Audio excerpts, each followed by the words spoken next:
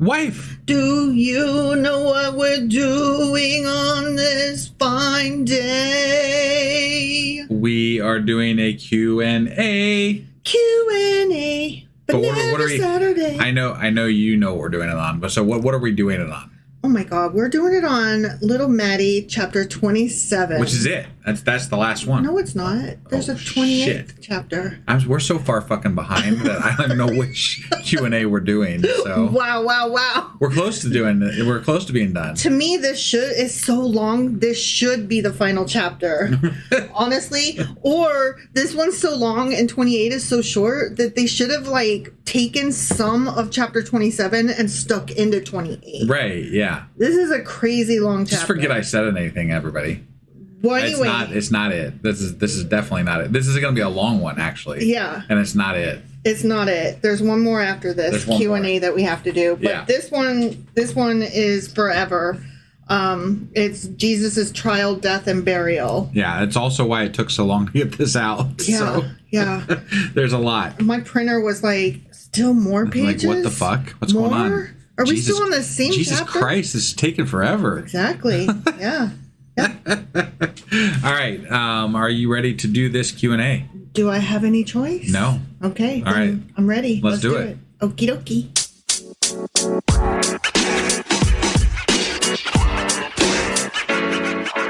All right. We are hopping into the Q&A for Matthew chapter 27. Okay. As I like to refer to him, Little Maddie. Right. And this chapter is really long. It's split up into 5 parts, the first of which is the longest. But the first part is about the death of Judas, wherein Judas regrets betraying Jesus and then kills himself. Yeah, that was a jump scare. Yeah. Came out of nowhere. I was like, what? Yeah. Okay, the second part is about Jesus going before Pilate, and then Jesus gets tried, and the Jerusalem leadership pushes for his execution. Okay? So that's a thing. Okay. The third part is about the suffering of Jesus. Goddamn suffering. He suffers. Yeah. Suffering succotash. Yeah. And then the fourth part is the actual death of Jesus. He gets crucified, he dies, and there's mockery and supernatural phenomena. Yeah, the zombies that never got followed up on. Yeah. And never do. Right. Never do. And then the last part is real short, and that's just the burial of Jesus. No big deal. Sure. His body gets buried by a rich dude, and the authorities then post guards at the tomb. Which I have something interesting about that. Okay. Yeah. All right. That will be quite revealing. Okay. Okay. Yeah. So let's jump into that first part, the death of Judas, right? Yeah. After he betrays Jesus. Right. Our question was, that came out of fucking nowhere. What did he expect would happen? Right. Why he do that? Why is he? Yeah. Right? What happened? Yeah. So scholars and interpreters have proposed several possibilities. Oh, I'm sure they have. From. Yeah, I'm sure they have. This is like a choose your own Jesus adventure. Well, what did Jesus expect the ultimate outcome of his betrayal to be? What do you think? Right. It turns out that our guesses were pretty much on the nose. Okay. The first possibility, which I think I was the one that put this one forward, Judas actually expected Jesus to escape. So he was forwarding, he was pushing it to a head. Yeah. This is a really popular reconstruction apparently, so good on me for guessing that one. I just don't buy that because Jesus has been telling them that he's going to die. I'm going to die. So why would you expect somebody to escape if he's already kind of pre-planning his death? I'd be like, this dude's planning on dying, so he's going to die. But here's the thing. Besides the fact that he had been telling them, right? Just put that aside for a minute, that he had been being like, guys, I'm going to die. Yeah. Okay, put that aside for a minute. Sure. Up until that point, Jesus had been slipping away from hostile crowds. He had escaped arrest before his hour had come. He had displayed lots of supernatural powers, according to these guys. And he had declared himself connected to God's kingdom. Okay. So Judas is like, yeah, right. You keep saying you're going to die, but that doesn't match up with what I've seen. I'm just going to get me 30 silver over here. Yeah. Yeah. Yeah. So Judas may have thought, I'll force a confrontation. Jesus will do his magical Messiah thing. Yeah. And then everyone else will finally get to see what we've seen. They'll get to see who he really is. Maybe Judas was testing him. Like, let's see if you really are the Son of God, motherfucker. Could be. Then obviously Jesus doesn't fight. He doesn't summon angels. Right. And he doesn't incinerate the arresting party with divine lightning. Which honestly is sus to me. I do find that sus. He just lets himself be taken. So then Judas is like, oh shit, this for realsies happening. Yeah. And then, he's like, I had a hand in this. That's no. Sure did, dude. And so then he was like, never mind, take my money back. And they're like, your money means nothing. Get the fuck out of here. Yeah. So then he's like, and kills himself. Sure. Okay, so that's the first possibility of why. The other part of that is that he doesn't actually know that Jesus is going to die yet. So, like, some of that doesn't make total sense because he hasn't been tried yet. Right. So he does see him get arrested and knows that he's about to be crucified. Sure. So he knows his friend is like, oh, this just got very serious. No, but he didn't even give him the opportunity to escape or to, you know what I'm saying? That's like true. if he was going to call the angels down or whatever, like that could still happen. That is true. That is true. Another thing, and I think you brought this up, it was political, that Judas wanted a more aggressive political Messiah. Sure. And that makes a lot of sense, too. Many Jews had hoped for liberation from the Roman domination at the time. They were not happy that the Romans were in charge. Right. So maybe Judas believed that Jesus would lead a political uprising, which is kind of what they had been expecting and hoping for in him. Especially if he pushed the issue. Yeah. Right? Yeah. Yeah. And so he could have been like severely disappointed when Judas refused to behave like what he expected a revolutionary would be. And so Judas was betraying him to force him to act. Yeah. And then that still didn't happen. And he was like, ooh. Okay. I buy that one more. I do too, because that one's political. Yeah. So I believe that one. The third possibility is the simplest one. Judas simply got greedy. Right. And I don't know about that. I don't know about that. And then immediately regretted it. Right. Okay. Yeah.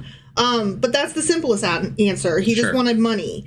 Matthew, Mark, and Luke, apparently, spoilers, they all give the money substantial importance, which is interesting because as the accountant, Matthew, also, he's one of the ones I just named, gives the money substantial importance. So you would expect that from Matthew. Yeah. But apparently Mark and Luke do as well. Like, they're like really on exactly how much coinage was exchanged. Right. And John apparently goes even further and depicts Judas as a thief who steals from the group's money bag. So, wow. Yeah. So he was shitty all along. Could have been. Maybe. Could have been. But I mean, it's the people who are writing the history get to make up whatever story they fucking want to. So. I mean, again, I don't know how much of this to believe from their perspective. Yeah, and it's also like really easy to see the bad guy in retrospect and like be like, yeah, I never did like that shady figure. And it's like, bullshit. He was part of your Tucci gang. I'm not sure I believe that after the fact that, oh, yeah, I never liked that guy. Y'all weren't bitching about him all along. So, I mean, whatever. But I mean, it's a little, I don't know. It just strikes me as that this was written after the fact and they needed a scapegoat and there you go. That's the guy. That's the guy that betrayed him. Right. Yeah. I don't know. Maybe Judas thought I can get 30 pieces of silver and whatever happens to Jesus afterward is like his fucking problem. Sure. And then Judas might not have like thought that far ahead to understand that the process would actually end in execution. And then he watches Jesus get condemned to death. Yeah. And realizes, oh snap, I just sold my friend to be killed. But again, but also he sold him to become a god. Like, I mean, it depends on which way you look at this, right? Yeah. Like Jesus had literally anticipated all of this according to the gospel. Yeah. Right. And so his anticipation of it happening was with the understanding that he was going to be seated in heaven or whatever the fuck it is that's going on. Yeah. And he's going to be this Messiah type person, son of God, son of man, whatever. And so like, really, is it that big of a problem? I just, that's my biggest issue with the whole Judas thing. Like, did it really cause a problem, or did it just like solidify the whole Jesus story?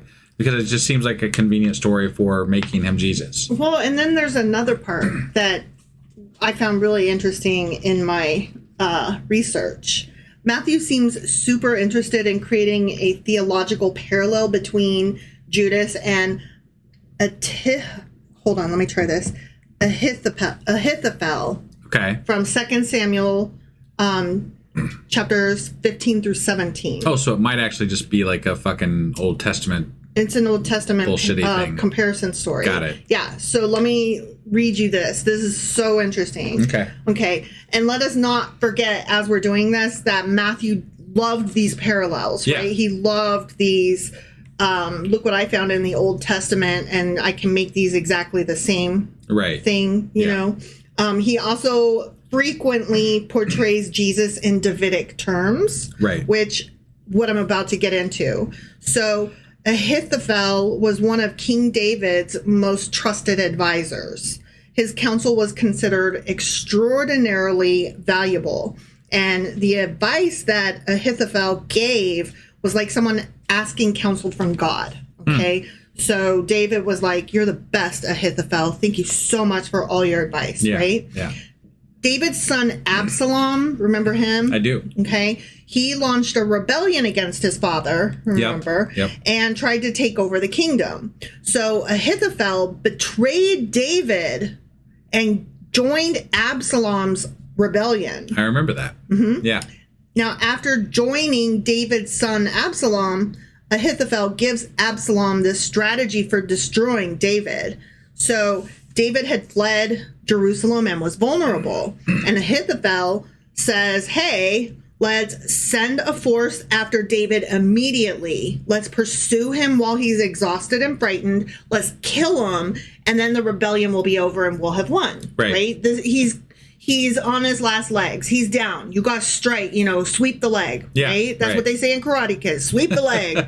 You got to kick him while he's down. Sure. Okay? It's brutal, but it's strategically smart. Right. And if Absalom had followed the advice, David might genuinely have been defeated. Sure. Hushai, another trusted insider, was loyal to David, but he pretended to support David's son Absalom.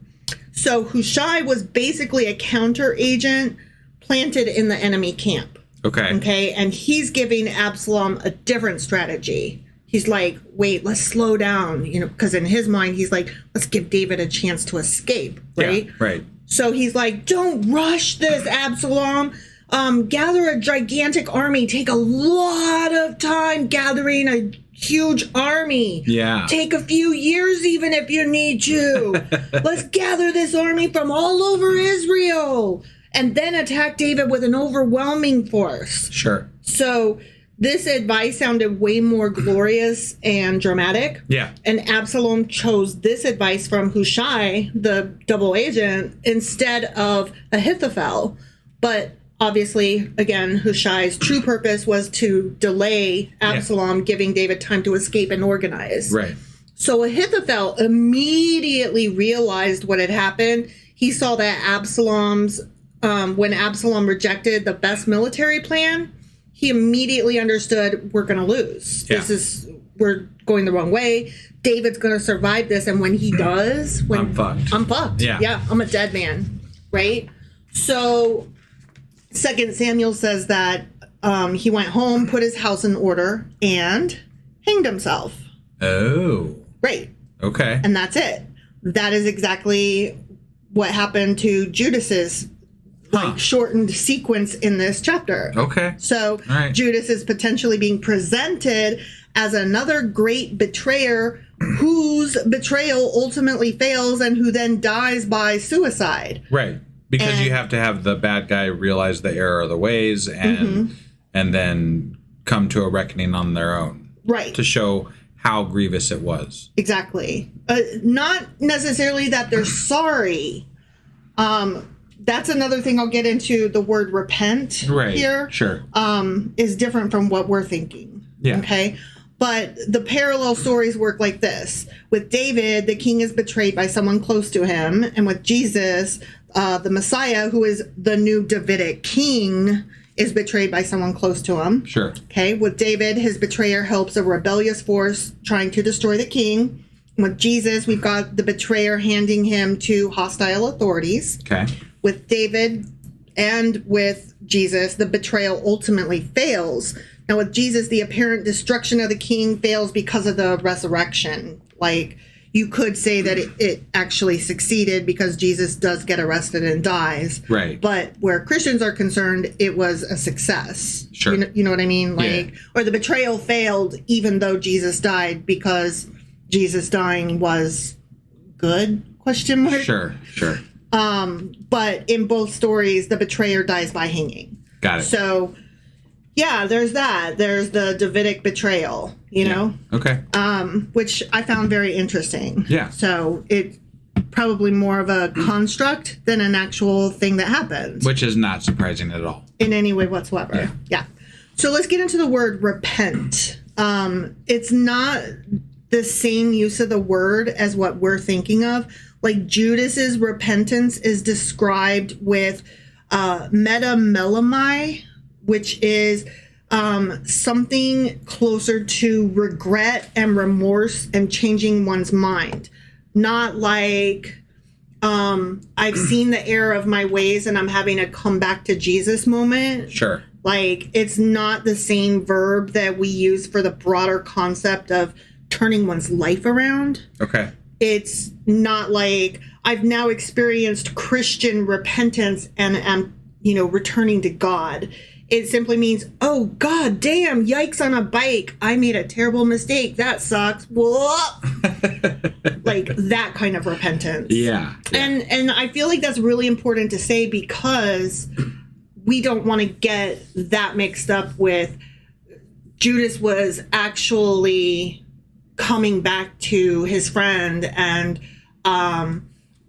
like now he's a saint because he saw the error of his ways. Sure. He merely realized that he fucked up. Yeah. That's not the same. Okay. Like, it matters. Right. To me, I mean, intent matters, right? Yeah. So, I also wanted to talk again about the term potter's field, and we covered this when we were going through the Old Testament, but the term potter's field refers to land, because when Judas realized what he did, right, he went back and he was like, just kidding, here, take the money back, guys.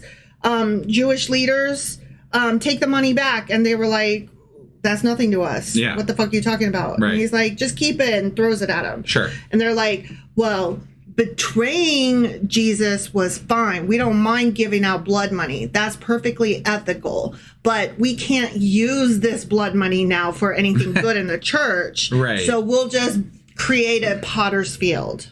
Okay. That's what we'll do. So that there's a little bit of like irony in that story that we kind of glossed over because we didn't realize, like, that's really funny, actually. Yeah. They were like, blood money? What are we supposed to do with blood money? Like, my guys, you're the one that gave you paid it out, yeah. You made it be blood money. Right. So there's that. So when they do this potter's field, that means that it's land associated with potters where the clay had been excavated or where the land was really poor and unusable for agriculture. Okay. And potter's fields often became associated with the burial of people who were poor, unknown, unclaimed, or otherwise unable to afford burial. Sure. So they're like just unnamed graves. Right. Okay. Right. Matthew says the priests used Judas's blood money to buy a field, quote, as a burial place for foreigners. A foreigner here likely means a non-local person or a resident alien who died in Jerusalem and didn't have a family burial plot. Okay. Which is really interesting because later Jesus, his plot breaks. Yeah. And he has to get a new burial plot by a rich man. Yeah. So that's an interesting little connection there. Sure. Potter's Field basically becomes the cemetery for people who don't have anyone else to bury them, and that's why the term survived into later usage that we still talk about today. That's a Potter's Field. Yeah. even today, a potter's field can mean a cemetery or burial ground for indigent, like homeless or unhoused people who are just unidentified, unclaimed bodies, just unmarked graves. Okay. So we still have potter's fields today. Yeah. Which is sad and interesting. For sure. Yeah. So I'm going to read verses 9 and 10, which has a little bit of an error in it. This is interesting. Okay. And because we don't have the Bible memorized, we did not catch this error as we were reading it. Right. So verses 9 and 10. Then what was spoken by Jeremiah the prophet was fulfilled. They took the 30 pieces of silver, the price set on him by the people of Israel, and they used them to buy the potter's field as the Lord commanded me. Here's the thing. What he meant to say was Zechariah 11, not so much Jeremiah. I see. Jackass. Interesting. Yeah. So here's Zechariah 11, okay? Yeah. Verses 7 through 14.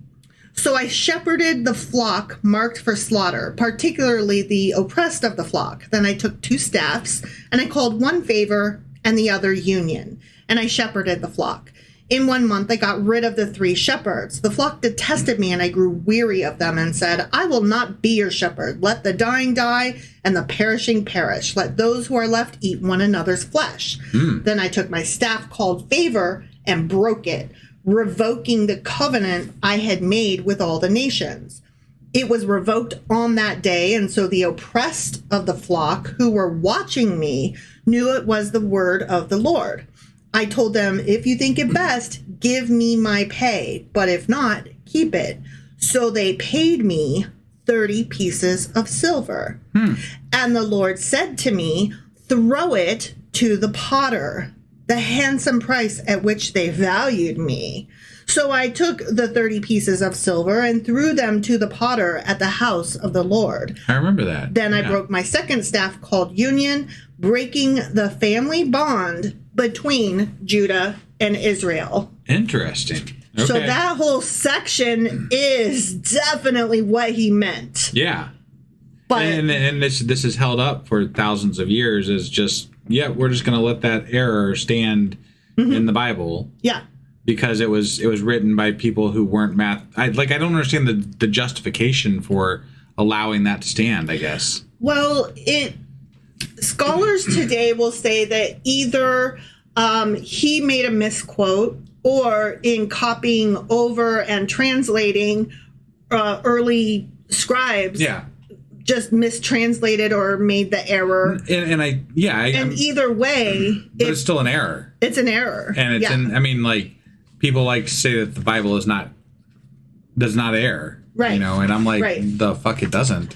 So I'm going to read Jeremiah chapter 19, verses 1 through 13, and it kind of a little bit maybe goes into what he was maybe talking about. Okay. But let's just assume no. Okay. Sure. This is what the Lord says. Go and buy a clay jar from a potter. Take along some of the elders of the people and the priests, and go out to the valley of Ben Hinnom near the entrance of the potsherd gate. Okay. There proclaim the words I tell you, and say, hear the word of the Lord, you kings of Judah and people of Jerusalem. This is what the Lord Almighty, the God of Israel, says. Listen, I'm going to bring a disaster on this place that will make the ears of everyone who hears of it tingle, for they have forsaken me and made this a place of foreign gods. They have burned incense in it to gods that neither they nor their ancestors nor the kings of Judah ever knew. And they have filled this place with the blood of the innocent. They have built the high places of Baal to burn their children in the fire as offerings to Baal, something I did not command or mention, nor did it enter my mind. So beware, the days are coming, declares the Lord, when people will no longer call this place Topheth or the valley of Ben Hinnom, but the valley of slaughter. In this place I will ruin the plans of Judah and Jerusalem. I will make them fall by the sword before their enemies, at the hands of those who want to kill them, and I will give their carcasses as food to the birds and the wild animals. I will devastate this city and make it an object of horror and scorn. All who pass by will be appalled and will scoff because of all its wounds. I will make them eat the flesh of their sons and daughters. They will eat one another's flesh because their enemies will press the siege so hard against them to destroy them. Then break the jar while those who go with you are watching, and say to them, this is what the Lord Almighty says. I will smash this nation and this city, just as this potter's jar is smashed and cannot be repaired. They will bury the dead in Topheth until there is no more room. This is what I will do to this place and to those who live here, declares the Lord. I will make this city like Topheth.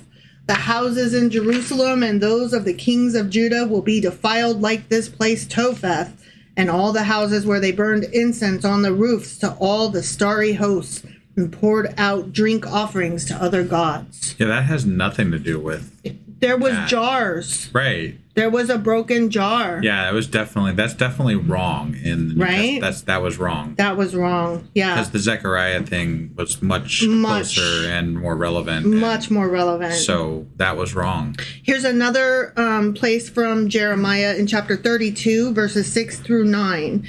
Jeremiah said, the words of the Lord came to me.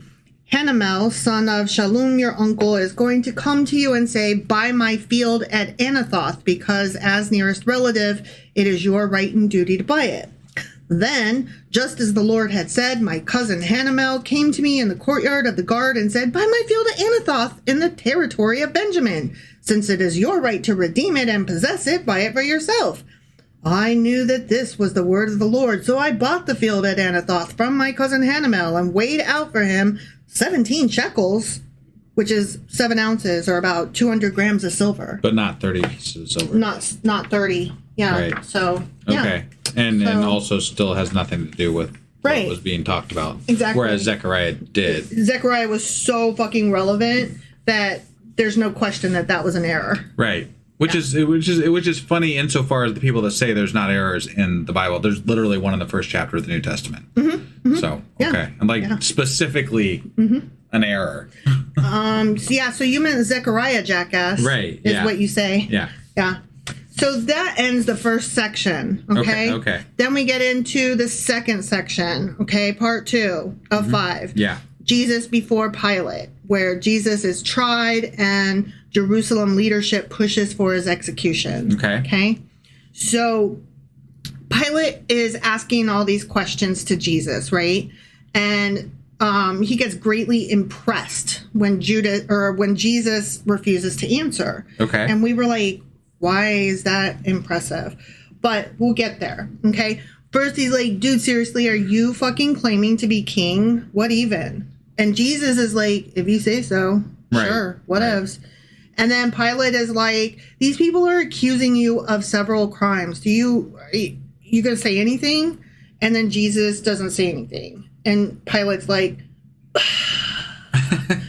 right? So that's their whole conversation. Yeah. Okay.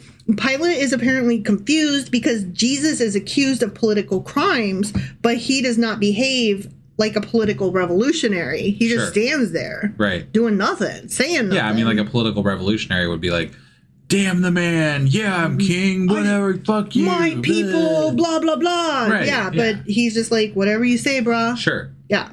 And so then after that, Jesus largely stops answering at all. So this is partly a literary choice that Matthew is making.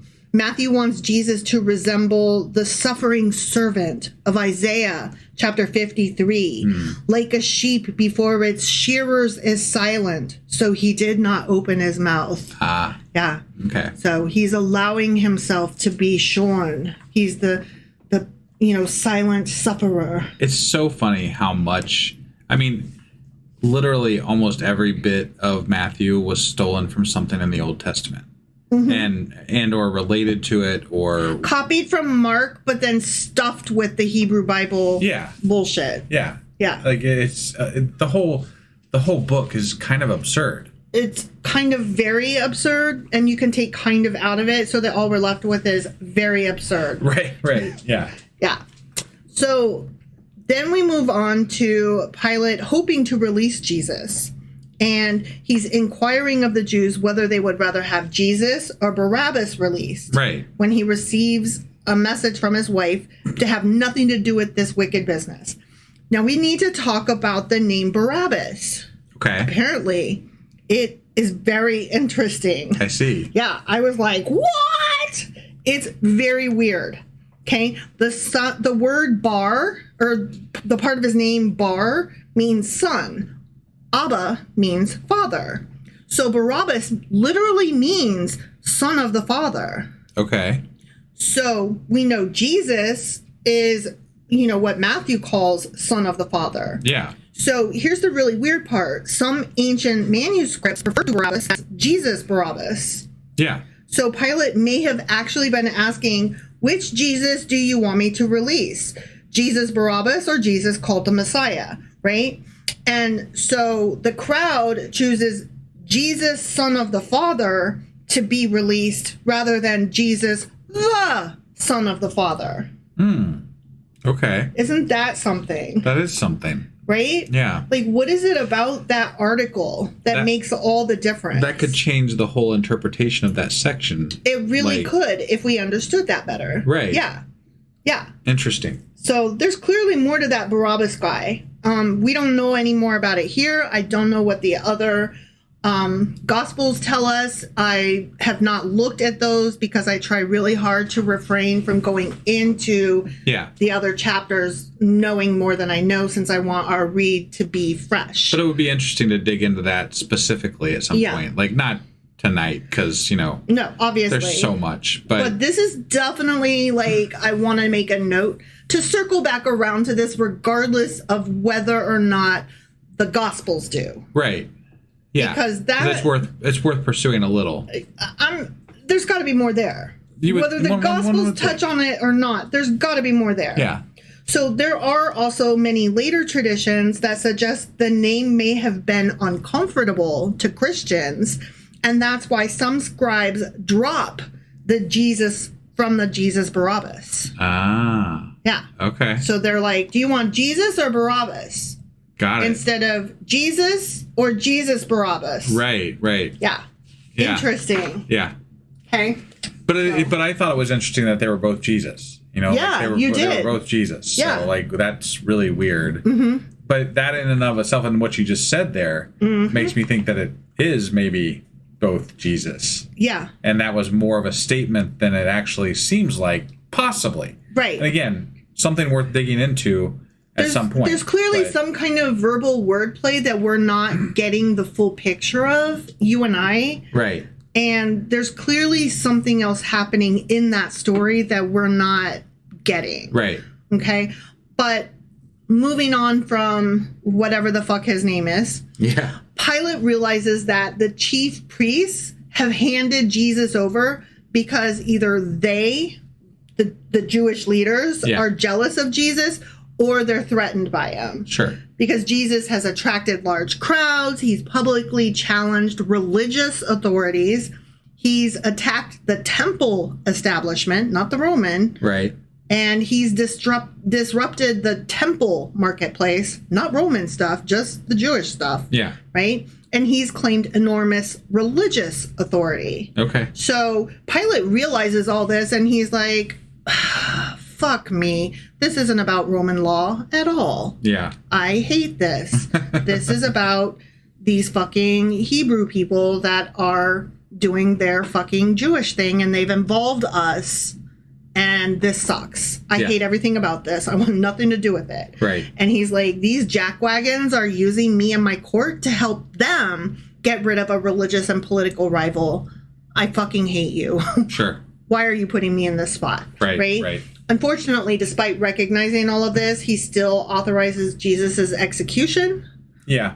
And there's questions about whether he had the authority for sure. Did he have the power behind that authority? Political will. To stop what was happening? Yeah. I mean, it looked like the Romans in the audience were like, hey, the Jewish people don't like them, so we don't either. Yeah, I mean, the way that it's written, they definitely, the people that were there at the execution, the trial, and all that, weren't fans of Jesus, or at least at the time when this was happening, was not. They were not acting like fans of Jesus. Right. So the Jewish leaders definitely had drummed up enthusiasm to have this guy put down. Yeah, and so in the political will in the moment is to go along with whatever. Right. You know, like, I don't know how precarious Pilate's little throne was. Well, he's definitely managing an area that is not overly friendly to him, because there's people that want a rebellion. So, like, you have to walk a fine line of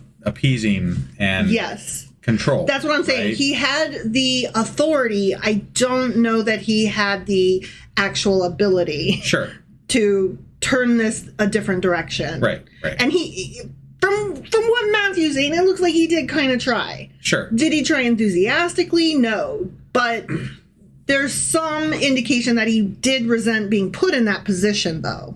And that he was not a stupid man. Yeah. You know, so he knew what was happening. He knew he was being used, and he wasn't happy about it. And that's why he washed his hands of it. And said, fine, the blood is on y'all, not me.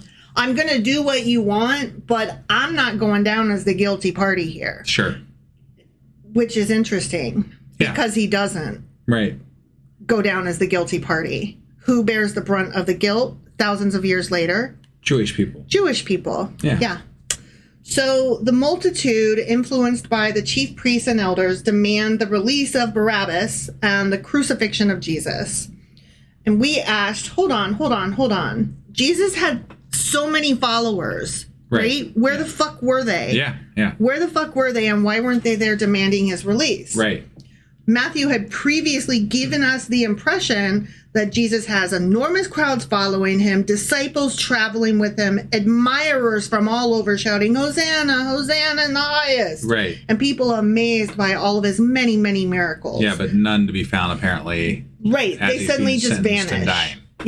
They just vanish. Now, Peter obviously follows him. And then he denies him. Yeah. I mean, fair if he's the only fucking one there. I don't blame him. I mean, he also cut off somebody's ear, so, I mean, you know, probably not in good favor himself. Exactly. Judas betrays him. The disciples have already fled, and the crowd demands execution. So, there's a few different things that might explain this. I'm not sure how I feel about any of this, but I'm going to go through them nonetheless. Because we did ask the question. Okay? These aren't necessarily the same crowds. Like, the crowds that were following Jesus are not the same crowds that are demanding that Jesus be crucified. I mean, obviously. I mean, I think that's pretty obvious. But it begs to be asked, where the fuck are those crowds that were following him everywhere? I guess they're back home. But why? Like, why did they follow him everywhere except for to his death? I don't think that they were following him. I don't think crowds were following him. I guess. From town to town? Like, I think that he passed through towns, and they might have heard tale of him coming ahead. Like, they might have heard about him, and then Jesus passes through their town, and it's kind of like some singer today goes on tour. He's got a few groupies that go, like, with him across the United States, and then, you know, on his European tour. But for the most part, like, I don't know, like when Tom Petty came through town, we didn't follow Tom Petty all over the place. We stayed right here where we live. You know? And that's what the majority of people do. Even today.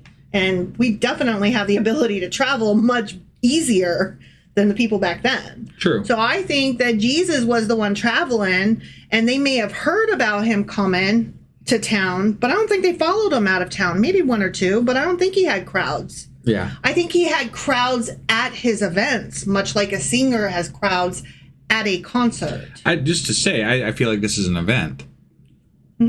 He's being tried. He's being killed. You know, like this is an event. But this isn't the event that they signed up for. Maybe he hadn't made his splash in whatever town this is they're doing the trial in. Or wait, it's Jerusalem, isn't it? I think. Or something. Like, so it just doesn't, to me, it just still doesn't track. No, I agree. On that account. I agree.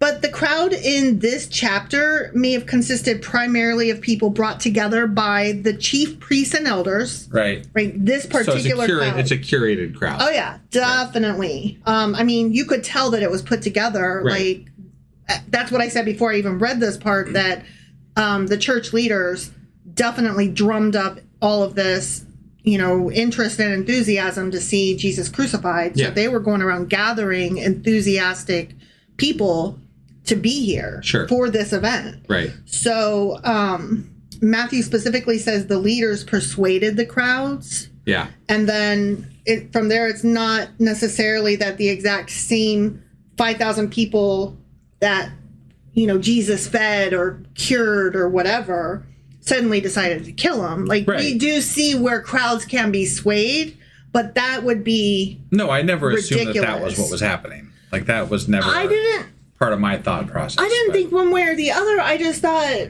the people, right? The people love him. Now the people hate him. So in my head, I was like, why are the people that love him speaking up? I don't understand. Right. No, that was my biggest concern, was like, where are all of those people that do follow him around and do love him and do all these things, like they've been there the whole time until now. It's like, this is a Trump rally and not a fill in the blank with whichever progressive you love party. Right.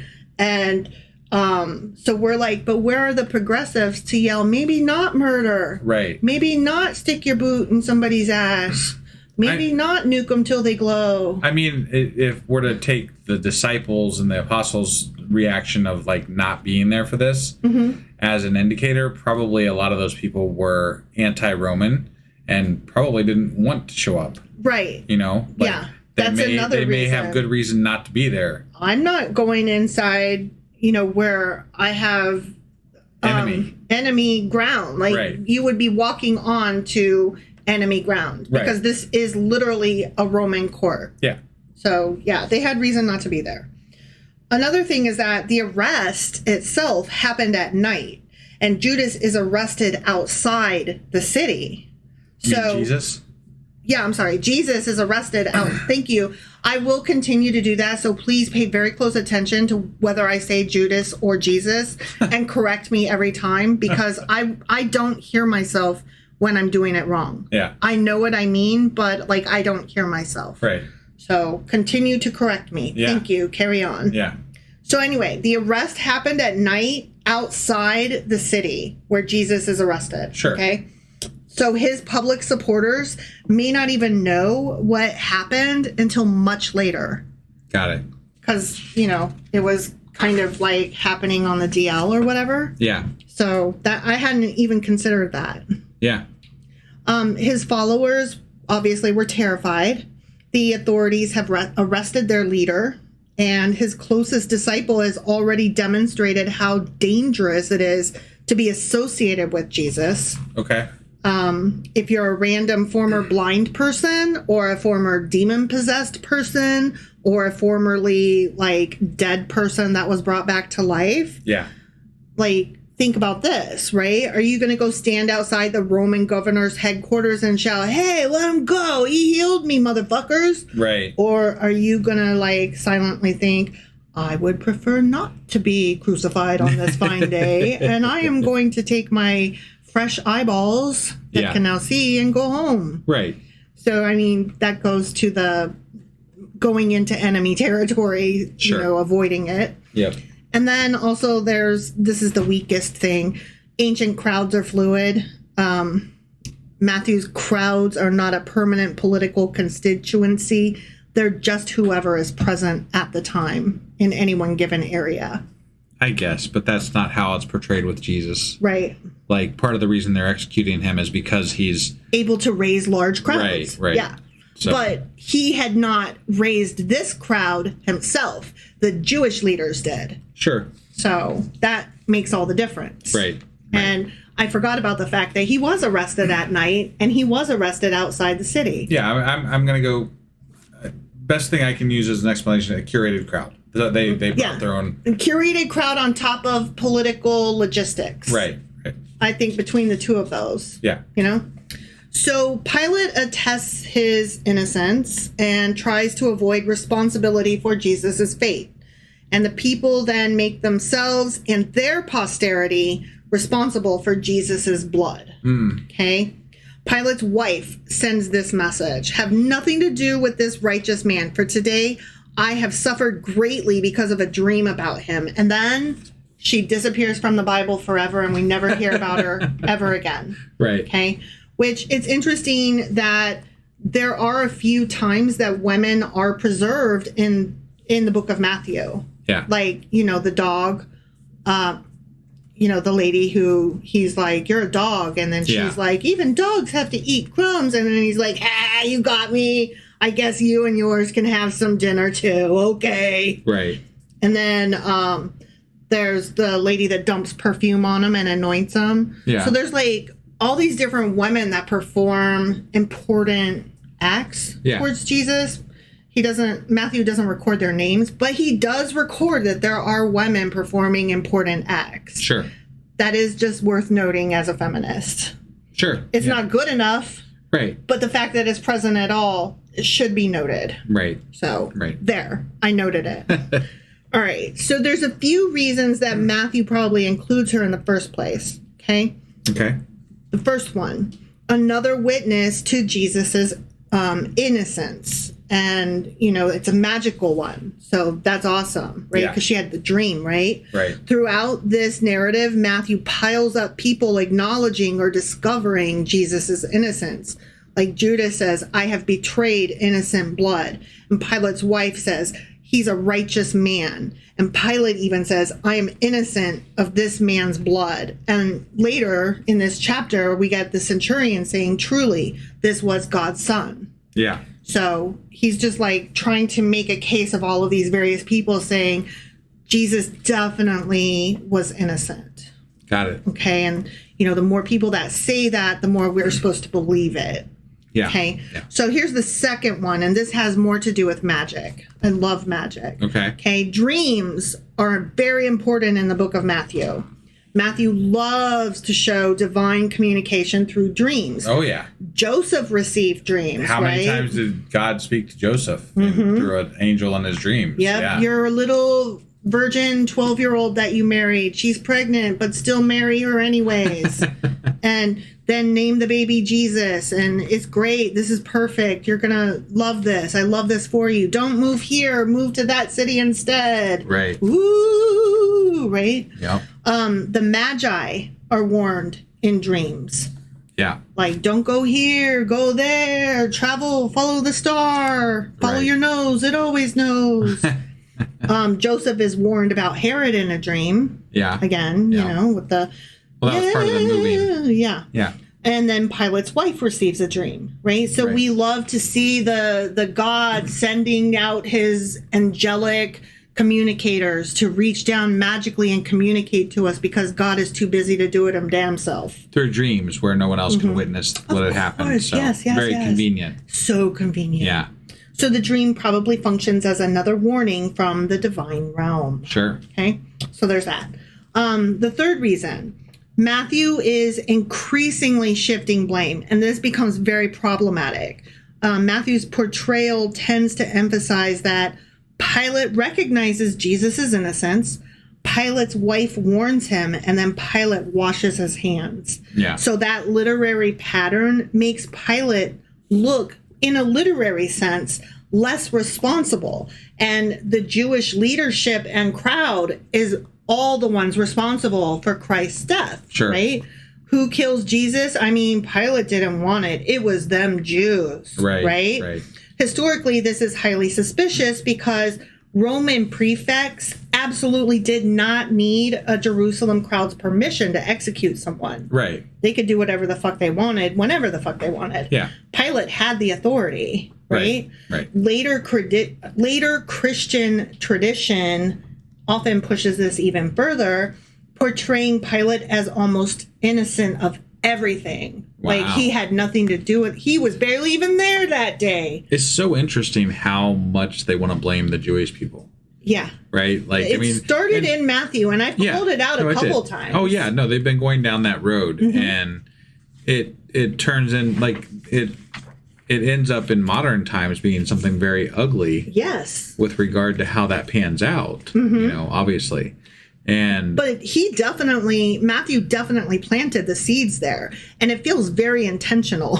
Right. Like, I don't care for it. And I said it at the time. He is saying that the Jewish people are doing this. And it makes it seem like even though this happened after Jesus's death, it makes it seem like he definitely had an agenda, that he saw that this quote unquote Jewish sect was already very separate from the Jews that we were reading about in the Old Testament. Yeah. This was, maybe we don't call them Christians yet because obviously they didn't refer to themselves as Christian yet, but they were very clearly, or at least Matthew was writing as though they very clearly saw themselves as not those Jews. Right.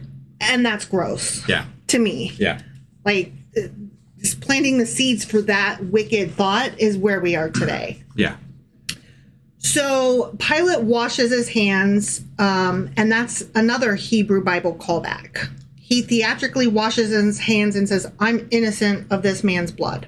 Okay. And this echoes Deuteronomy chapter 21, where the elders of a community would wash their hands after an unsolved murder and declare, our hands did not shed this blood. So where we got the, I wash my hands of this. Yeah.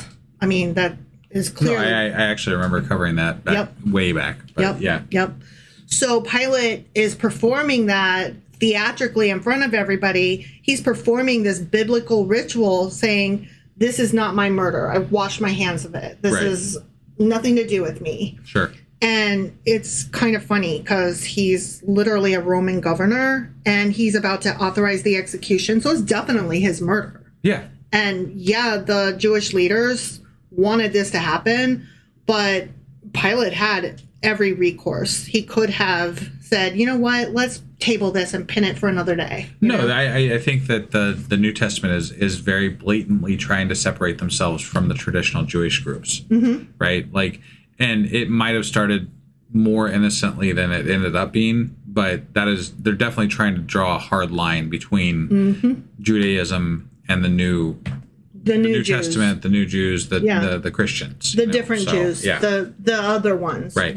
The quote unquote better ones, right? And I'm like, nah, y'all ain't better. Yeah, and I think that's what this is. They're just trying to draw that line very heavily to make sure that there is a distinction.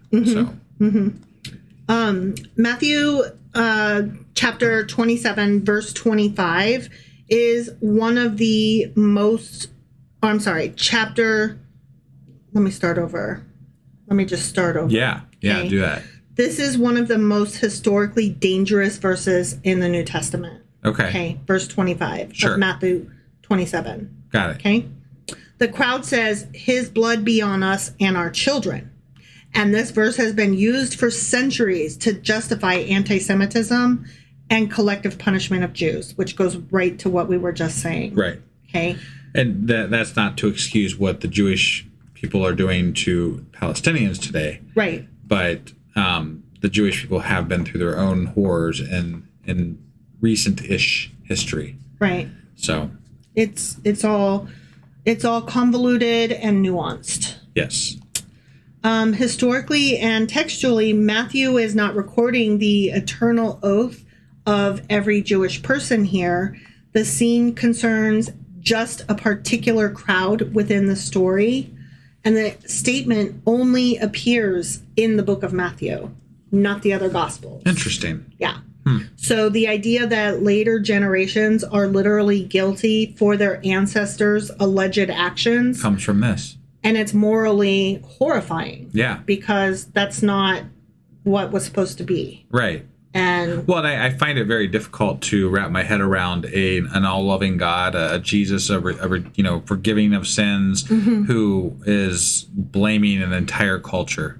Right. Like, oh, they all fucking suck. They killed this dude. And again, you have to sit there and go, but you were going to, that was all part of the plan, my guy. Yeah. Like, who gives a fuck? Right. Right? Like, you died because you were going to die, and now you're dead, and then you got resurrected. Wow. Rough day, man. Sucks Sorry. to be you, question mark. Yeah. We should all be so lucky. Yeah. Right? Like, tell it to the people in Gaza. Most of us don't get resurrected. Just saying, we just die. Yeah. So this is especially important because the chapter has been used in Christian history to shift responsibility away from the Roman state and onto, quote unquote, the Jews. Right. Yeah. It's historically bizarre given that it was literally the Romans and their soldiers, the centurions, that crucified him. Yeah. And that's, you see that in every fucking depiction. Right. You see the centurions, they're the ones bringing him through the line with the cross on his back. Yeah. They're the ones spearing him with the, spear. They fought over his clothes. Right. This is what you see, and yet the culprit is the Jewish people. Right. So Pilate definitely, as we've said multiple times now, had the political authority to stop the execution. The Roman soldiers carried it out. And most importantly, crucifixion itself was specifically a Roman, not a Jewish type of punishment. Sure. Yeah. So there's that. Right. Okay, so now we move on to part 3, the suffering of Jesus. All right. Okay, so Barabbas is released. Was there succotash involved? Barabbas succotash. Suffering succotash. I made that joke earlier, and you looked at me like I was an idiot. Now you make it, and I'm... Well, it's much more funny when I say it, so I mean... That is true. Ha, ha, ha, ha. So our question was, does Barabbas have more of a backstory? And yeah, we've already talked about his name a little bit. The other Gospels apparently do give us more, so that's, again, why I didn't go into him. But I want to circle back to Barabbas. Sure. At some point. Right. Okay? He's definitely a special episode. Yeah. Okay. So Barabbas is released. Christ is scourged, which is a customary prelude to the crucifixion. Okay. And then soldiers strip Jesus. They clothe him with a scarlet robe, and they crown him with thorns. Jesus is then beaten, mocked, and variously insulted. Okay. Then we talk about on the way to Golgotha, which in Latin is the same word as Calvary. Okay. Which I didn't know. Yeah. So on their way there, in this particular version, Simon is compelled to bear his cross. Okay. To carry his cross. Right. To carry his burden. Yeah. Right? We use that as a phrase now, to bear your cross. Right. Right? Yeah. Jesus is then given vinegar mingled with gall to drink, and Jesus is crucified, and the Roman soldiers at the crucifixion of Jesus cast lots for his clothing. Okay, so Golgotha, which is where they're heading, means place of the skull. Okay. And the word Calvary comes from the Latin word for skull. Okay? Okay. So that's what that is. Yeah. We don't know why they named that. Let's go to the town of Skull. Let's go to Skull Town. We don't know what that means. We don't know where that comes from. But some popular theories include maybe the hill or the site looked like a skull. Could be, Castle Grayskull. Sure. I have the power. Maybe skulls were somehow associated with that place, which, if this is a place where they executed a lot of people, once they got there... Yeah. That kind of makes sense, right? Right. Or maybe it was just a traditional place name. Skull Hill, let's go up there. Sure. I don't fucking know. Right. Neither do they. And that's ultimately what it comes to. I don't fucking know. There's a lot of not knowing in the Bible. I love the guesses, though. They're so fun. They're like, maybe it's this. But it's also like, but I don't fucking know is your answer. Right. But they can't just say, I don't fucking know. No, and that's part of the problem too, right? Everybody has their own actual answer to the things that people don't know. Right. And I'm sorry, but you can't, you're just making, like when you get to this point, when you've read this much of the Bible, when you've done this much research, you and I both know these fuckers are just guessing most of the way through for a lot of this. Like there's so many jumping off points that you have to create your own version of the story for it to be correct if you want it to be correct, because the truth is that there's so many problems it would never be correct. Right. They're just a bunch of fucking questions. I wish the researchers would say, here's some guesses, 1, 2, 3, and 4, but at the end of the day we don't fucking know. Right. I wish that was... Instead, they say, well, we don't fucking know, but here's some guesses. Yeah. And then they leave you with the guesses, and then you get to walk away with the guesses in your head instead of the last sentence should be the one that sticks, which is, here's some guesses, but at the end of the day, we don't fucking know is what you should walk away with. Right, yeah. So it's all in the phrasing, you know? So we get to choose our answer. And, it's hard to build a religion, though, around I don't know. Yeah. You know? Yeah. That's why I don't build a religion. I don't mind not knowing. I'm comfortable sitting in the discomfort of not knowing. Yeah. I think it's a good place to be. Yep. People who are working through OCD would tell you that as well. Right. Yeah. All right. So then 2 thieves are crucified with Jesus, one on his right, one on his left. And they make fun of him too. Nanny, nanny, boo boo, stick your head in doo doo as they're dying on their own Again, crosses. I call bullshit on that. Like, you're literally dying on the cross. You're not going to spend a moment to make fun of Jesus. Listen, if they were in the same cell, like we hear about people in jail making fun of each other in jail, like that makes sense because they're not like currently dying themselves. But these folks are also aspirating. Right. You know? Yeah. Like, apparently the way that they would crucify them when they hung them by, you know, putting the nails in their wrists and stuff, the way that they hung, slowly they would not be able to gain breath, like their own body weight. Yeah. Right. So these people are suffering to breathe too. Right. And they're wasting their final breaths making laugh fun, at Jesus. Accuse, mock, and insult. Motherfucker. Yeah. Like, yeah, I just don't buy it. Right. So the 2 thieves crucified with Jesus, however, may have been more than simple thieves. Okay. The Greek term lestai could refer more broadly to bandits, brigands, insurgents, or political rebels. Okay. Yeah.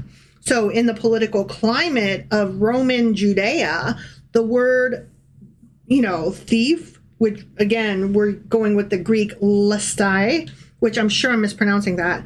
But that word could carry a much more dangerous implication than just like purse snatchers. Okay. Which would make sense why they're up there on the cross. They did something more than just steal somebody's shit, right? Sure. They didn't just break into a house and steal a TV, okay? They were up there for a big fucking reason. Yeah. So Jesus being crucified between them reinforces the political accusation that this is just another quote-unquote dangerous rebel against Rome. Got it. So they put all of their Roman rebels, like, rabble-rousers, they put them all up there. Yeah, yeah. Right? On Skull Hill. Right. On Skull Mountain. Right. Which is so interesting to me. Like, I want to know more about those guys. Right. We might hear about more about them in the other Gospels. Possibly. Yeah. So, okay, now we move into part 4, the death of Jesus. Yeah. Jesus gets crucified and dies amid all that fucking mockery. It was a shocker to me. Oh, yeah, I never saw it coming. And then we get some supernatural phenomena. Okay. Right. So yeah, this was some, bullshit. I was not expecting this. It was some bullshit. It really was. Yeah.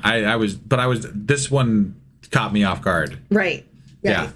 So, first, an unusual and awful darkness falls on the land. This is midday, so clearly this is bullshit and didn't happen. I mean, it might have been a big cloud or something. Anyways. And then we get Jesus crying out to his Father in agony. Yeah. He's offered vinegar to drink again, and we get the death of Jesus. Right. Okay. So, about 3 in the afternoon. Oh, I'm going to read verses 46 and 47. Okay. About 3 in the afternoon. Remember, we made fun of that. About 3, huh? Not it may have been 2:55, may have been 3:05, somewhere around there. They didn't have digital clocks, Yeah, so about whatever. 3 in the afternoon or so. Yeah. Jesus cried out in a loud voice, Eli, Eli, lema sabachthani, which means, my God, why have you forsaken me? Right. When some of those standing there heard this, they said, he's calling Elijah. Ring, ring, ring, ring. Send Elijah home. So, again, that means, my God, why have you forsaken me? Yeah. The Eli, Eli, lema sabachthani is a linguistic mashup. Okay, the opening, Eli, is my God. So he does say, my God, my God. Yeah. But that is Hebrewish. Okay? Okay. While sabachthani is Aramaic.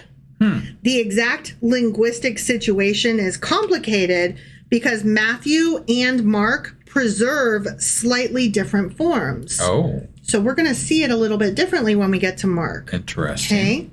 Matthew, what we're, currently going through, seems to be preserving a phrase Jesus spoke in the Aramaic / Hebrew speaking environment of first century Judea, rather than simply giving us a Greek sentence. Yeah. Which that's interesting. Right. Matthew's wording combines the languages of Jesus's world, but the important thing is that the cry is preserved in a Semitic language quotation rather than simply being translated into Greek. Okay. Like we should or would expect. Right. Like he lets that sit as it was. Got it. Okay? Yeah. Eli, moving on, sounded similar to a call for Elijah. Right. Which was known in Hebrew as Eliyahu. So the bystanders hearing Eli, Eli, when he's saying Father, Father, they automatically think maybe he's calling for Elijah. Sure. Which is just so silly. Right. Matthew is also, however, exploiting an existing Jewish expectation that Elijah might return. Remember there was that way back in... Right. So they're like, look at the king of the Jews calling for Elijah. Because they still set out a seat for him. Yeah.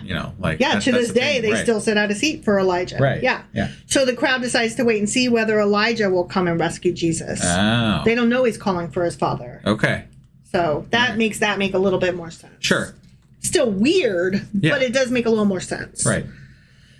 Also, this cry harkens back to Psalms.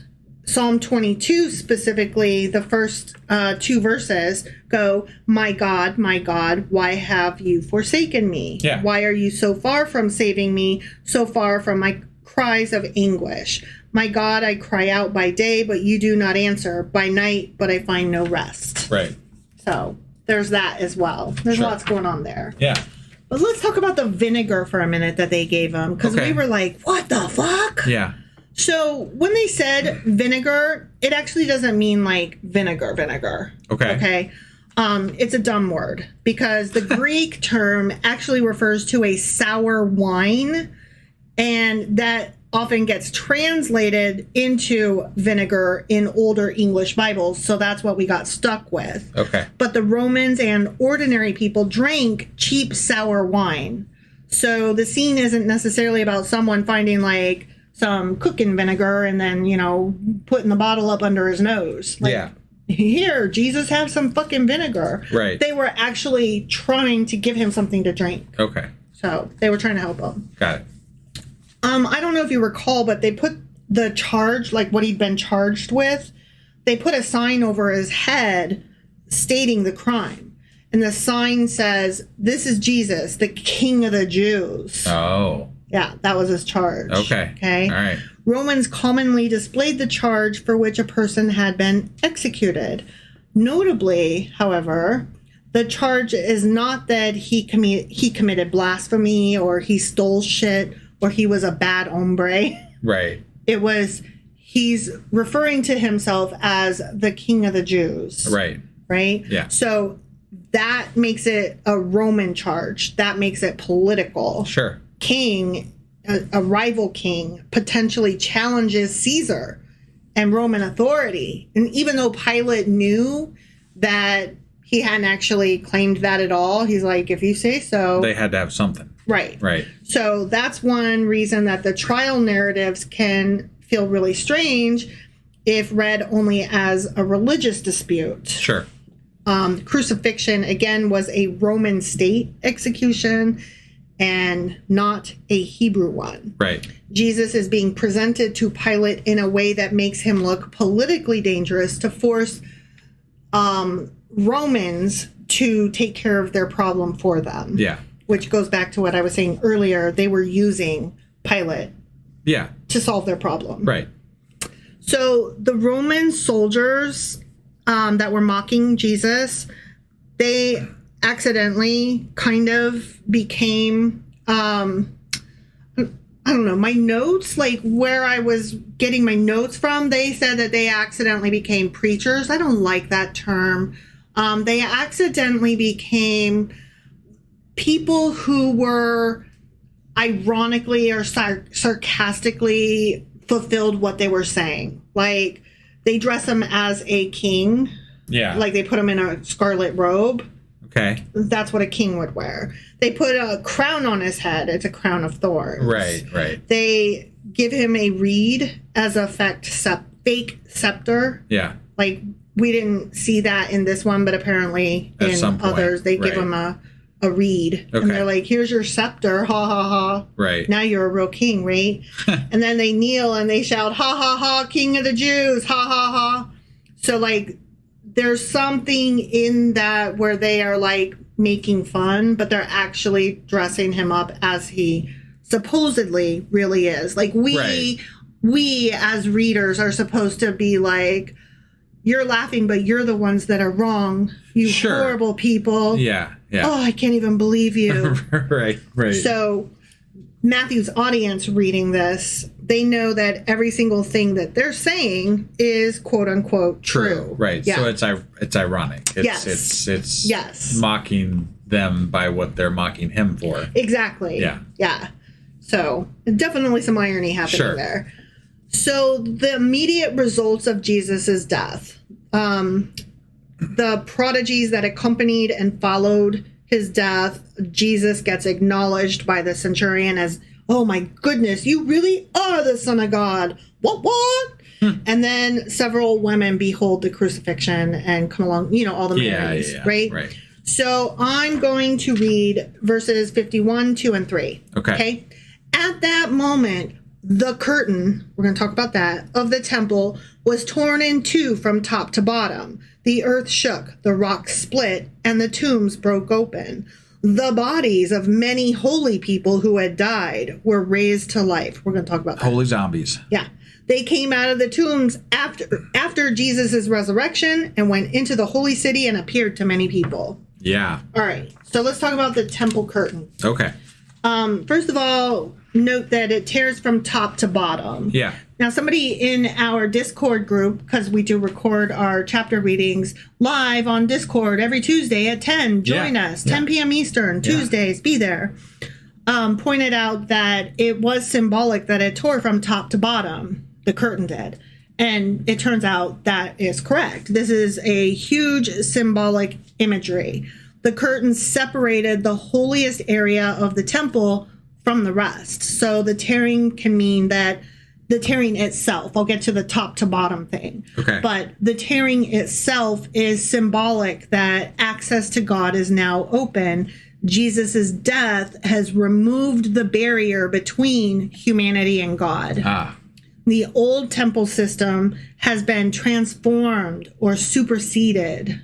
A major theme in early Christianity is that Jesus replaces or fulfills the sacrificial system. We've seen that, like, you don't have to sacrifice animals anymore because Jesus was the ultimate sacrifice, right? That kind of thing. Right. It also could be symbolic that divine judgment is coming to the temple, which we know happens.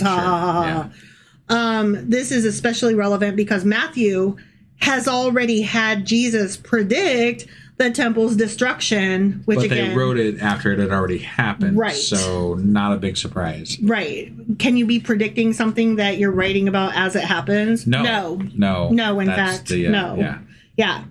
So going back to the direction of the tear, it does indeed, as was pointed out by one of our Discord fans, that God did do it because humans tear something from the bottom or the middle. And the temple curtain tearing from above implies a divine action. Got it. So I just thought that was interesting because I wasn't particularly looking for that little tidbit. But when it was pointed out, she told us that that's what her church teaches. Got it. So, yes, apparently many churches teach that. Right. So, cool. Yeah. All right, let's talk about those fucking bodies, those zombies, yes. right? This is what I need to know. I need to know about this. This was my favorite part. I mean, yeah. And also, like, freaks me out. How can you not love Bible zombies? Well, I'm supposed to take the Bible seriously, right? Like, it really happened. That means zombies are real because these bodies. Right. Okay. So they were actually not ghost zombies or golems. As holy people, they were resurrected saints. That's how they are referred to. Okay. So ghosts would generally imply spirits or apparitions. Yeah. Matthew specifically says bodies. So they're not ghosts. Okay. Right. They're not golems either, because golems are artificial. I'm going through here trying to piece this together. Okay. Yeah. Golems are artificially animated beings from much later Jewish folklore. And actually, we did a really cool special episode about golems. It was a while back. It was a while back, but worth checking out. It was a really great episode, you guys. Yeah. And so then we get left with zombies. So in the sense of dead bodies got up and walked around and, was moving. Right. They can be considered zombie adjacent. Yeah. We can refer to them that way. Awesome. In the sense of mindless undead who eat brains, no, they're not. Didn't say they didn't eat brains. It did say that many people saw them. It didn't refer to them screaming in terror and running. Like, we did not see a worldwide epidemic, right? Pandemic, where they're still taking over the world today. Sure. Right. Sure. And there was zero follow-up with this. Zero follow-up. Yeah. The intended concept is resurrection. They were supposed to be like some holy saints were resurrected, and that is like a precursor to what we're about to see from the biggest fucking resurrection ever. Right, but like, then what? What happened to these fuckers that got you just resurrected a bunch of holy people? Yep. And that's it. That was it. That's it. That's the whole story. Okay. The other gospels do not include any resurrected saints. Many scholars see this passage as just some apocalyptic symbolism. Yeah. Like, whatever, Matthew, you crazy fuck, right. You kooky kid. It's at the very least material Matthew uses just to communicate the cosmic meaning of Jesus's death. Like, I guess. Matthew invokes a lot of magic in his, like, he goes hard on the angels coming down in dreams. He goes hard on all of the magic stuff that happens. Like, he went hard on, the day turned to night for a few hours about 3:00.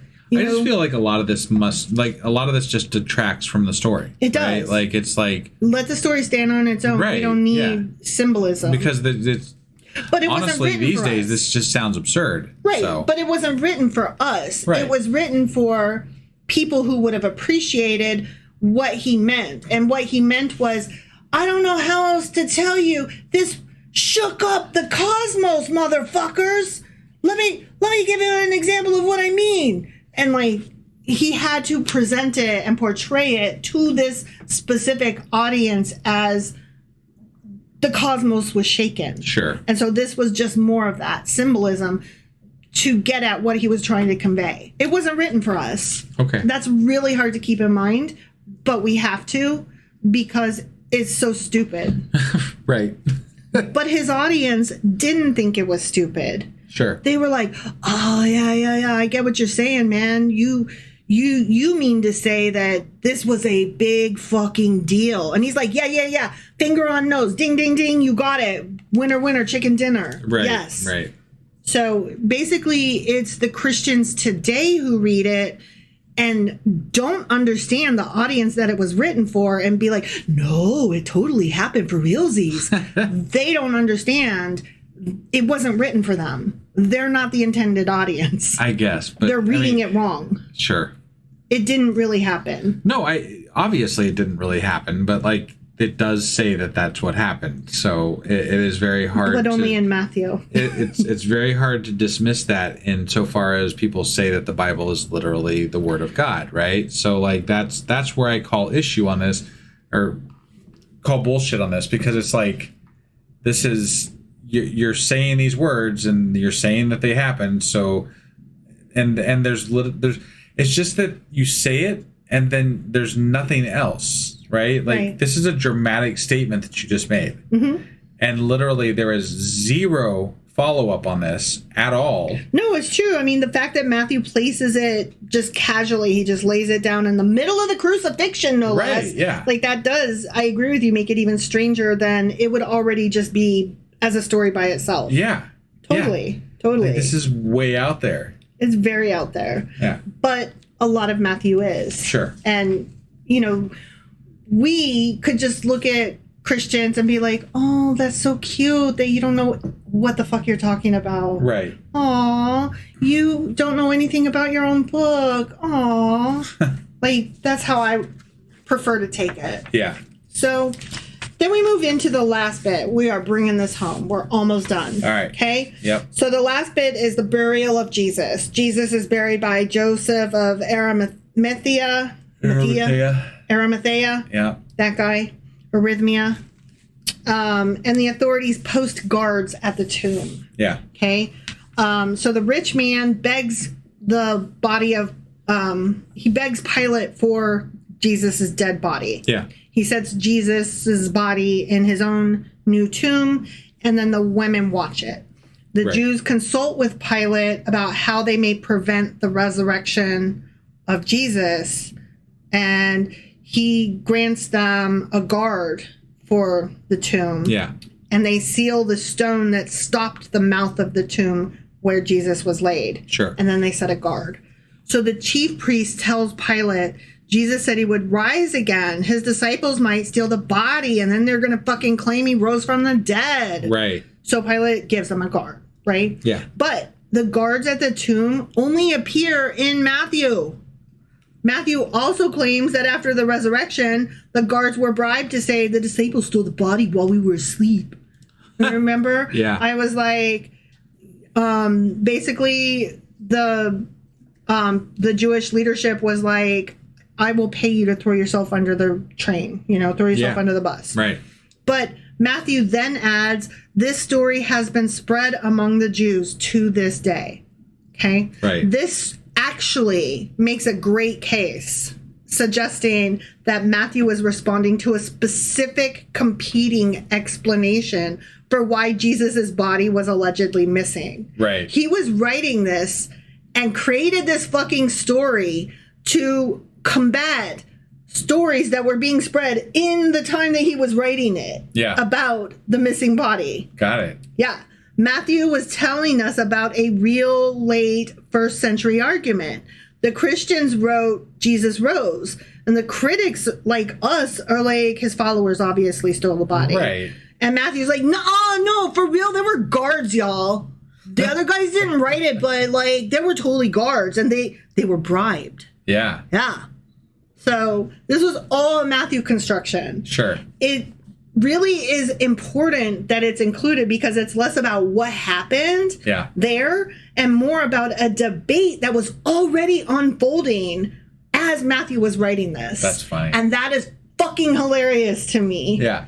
But it's funny that there was a legitimate explanation for what might have happened to Jesus's body when this was written. So when the New Testament was being written, there was a legitimate argument as to why Jesus might not have been in the fucking tomb. Apparently it wasn't even a story. It was, his body got stolen. You know what seems like a solid rebuttal to that would be? Is if they could prove that Jesus was still living on the other end of this. Right. Which obviously, since they had to have a rebuttal to those arguments, that is not able to be proven either. Right, exactly. So, and just insofar as they don't have proof. That's why his body was stolen. Right. Yeah. So, but they were like, no, and it's like, nah. So, another thing that we kind of noted, but only offhandedly, Jesus gets a lot less miraculous the closer and closer he gets to the cross. Sure. Yeah. Like earlier, Jesus, he heals instantly. He commands demons. He calms storms. He feeds thousands. He walks on water. Yeah. He predicts the future. Like he does all this magical shit, right? Right. Like for the last time, he's a magic man, mama. Right? Yeah, right. But the closer he gets to the crucifixion, the less he uses his own power to save himself. Sure. And at his arrest, he says he could ask for 12 legions of angels, but he doesn't. Right. And then on the cross, people are like, if you're really God's son, save yourself. He doesn't. And then I'm assuming he's trying to represent more of humanity at this point. Yeah. They're trying to portray, like they showed that this is the Son of God. These are all the things that he can do. And as he's getting closer to this death, he's representing the suffering and the whatever of humanity, I guess. Right. So, like, that's how they wanted it both ways. They wanted him to be both magical but also human. Right. And they did a shit job. They did. Because no. But that's also why they had them crying about dying in the fucking desert by himself or whatever. Why have you forsaken me? Take this cup from my lips, Dad. So Matthew's theological answer is not that, okay, his theological answer is that not saving himself is precisely the point. Sure. Narratively, it really creates an extraordinary reversal for people like me and you reading this, because we're like, the guy who claimed to save literally everybody else didn't take a second to save himself. Right. And that's just weird and dumb. Yeah. The end. Right. I mean, again, like, he knew he was dying. He was supposed to be sacrificing himself, I guess, for humans. And blah, blah, blah, blah, blah. But, like, this is all manufactured after the fact, right? Like, I mean, this is all with the knowledge that the temple has been destroyed. It's all with the knowledge that there are other arguments as to what happened to Jesus. I mean, literally, the guy that bought the tomb that they moved Jesus into was a rich Jew who was a follower of Jesus or something. Yep. So, like, even if he had a fucking guard from the Romans out front watching the place, if they had a guard out front watching the place for the Jewish religious people, this guy is a rich dude. Maybe he had a fucking tunnel and come in the back way to get him out. Like, I mean, there's so many just easy explanations as to why this never would have happened or did happen or whatever. And beyond that, this wouldn't even be an argument if there was any proof that he even resurrected, but we have to take tales of it from, like, a few people, like, hey, he got resurrected. Like, okay, but, like, what happened to the zombies? What happened to Jesus? Right. Where's the other side of the story? Right. Where's the resurrection story where he's there and he fucking resurrected? Exactly. Like, that's missing. Where the fuck is that bit? I don't know, but we're going to be reading some other gospels. Maybe they will answer our questions better. Sure. I mean, we got the Q&A coming up for 28, and we read 28 already, but, like, and it does say he resurrected, but it's just, like, the women and, like, some of his disciples that see him. And then the fucking book ends. Right. Like, what? Does he go back? Like, does he go back somewhere? Does he die again? Like, what happened to Jesus? I don't even know. There's literally, they just stopped the fucking story. Right. I'm like, wait. I have questions, guys. Like, what's going on here?